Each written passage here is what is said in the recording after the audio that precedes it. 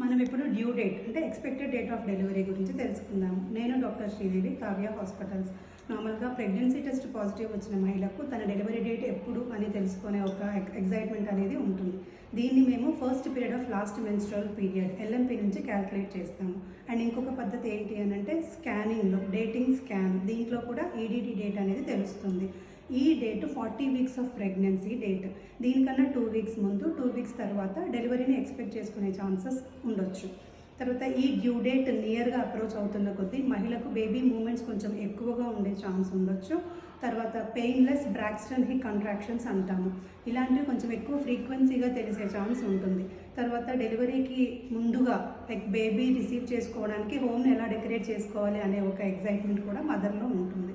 And ఈ due date దగ్గర పడుతున్నప్పుడు హాస్పిటల్ని ఎప్పుడు అప్రోచ్ అవ్వాలి అని అంటే రెగ్యులర్గా పెయిన్స్ వస్తున్నా, అంటే ఫాల్స్ కాంట్రాక్షన్స్ కాకుండా వచ్చే పెయిన్ ఎక్కువ ఫ్రీక్వెన్సీతో ఎక్కువ పెయిన్ వస్తున్నా, కానీ ఏదైనా బ్లీడింగ్ అవుతున్నా ఆర్ వాటర్ లీక్ అవుతున్నా, లేదంటే బేబీ మూమెంట్స్ తెలియకపోయినా కూడా ఇమీడియట్గా హాస్పిటల్ని అప్రోచ్ అవ్వాలి.